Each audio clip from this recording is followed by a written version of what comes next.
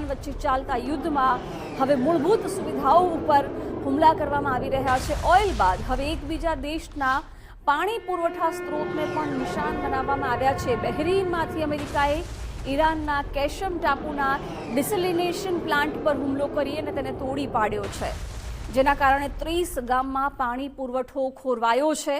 તો વળતા પ્રહારમાં ઈરાને બહેરીનની ડિસેલિનેશન સુવિધાઓને નિશાન બનાવી છે। આ સાથે ઈરાને ચેતવણી પણ આપી છે।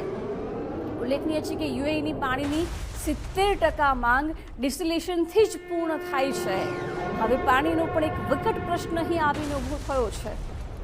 ન્યૂઝરૂમથી અમારા સહયોગી ઉદય ત્રિવેદી જોડાઈ ગયા છે। ઉદય, આજે ઈરાન ઇઝરાયલ અમેરિકા યુદ્ધનો સતત 9મો દિવસ છે અને આજે તો ઇઝરાયલે ખાસ તો ઈરાનના ઓઇલ ડેપોને પણ નિશાન બનાવ્યા છે। શું છે તમામ અપડેટ?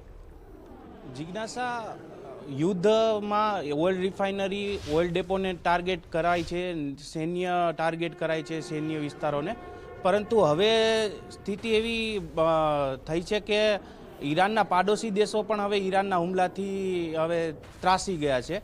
જેમ કે તમે જોઈ શકો છો, અઝરબૈજાન હવે સીમા પર તેનાથી વધારી રહ્યું છે, દાવા થઈ રહ્યા છે।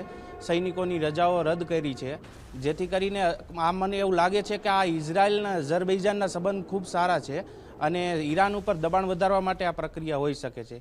સાથે વાત કરીએ પાણીના પુરવઠા ઉપર હુમલા કરવાની, તો હું અહીંયા તમને બતાવવા માગીશ કે ઈરાન એક એવો દેશ છે કે જેમાં વરસાદ ખૂબ જ ઓછો હોય છે અને પાણીની અછત રહેતી હોય છે।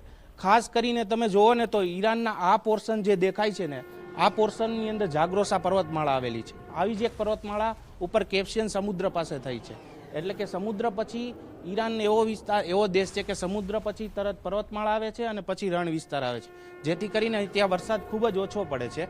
આપણે નવેમ્બરમાં પણ એવો રિપોર્ટ સામે આવ્યો હતો કે પાણીની અછત છે તહેરાનમાં, જે આ પશ્ચિમ કોસ્ટલ વિસ્તારની અંદર જે લોકો રહે છે તે પાણીની અછતને કારણે અંતે ત્રાસીને એ તહેરાનમાં રહેવા જાય છે અને તહેરાનમાં સંખ્યા વધી છે લોકોની। અને નવેમ્બર મહિનામાં જે રિપોર્ટ આવ્યો હતો કે પાણીની અછત ત્યાં અમીર કબીર નામનો એક ડેમ છે તેમાં પાણીની અછત ખૂબ જ થઈ હતી। હું એનો ફોટો પણ તમને બતાવવા માગીશ।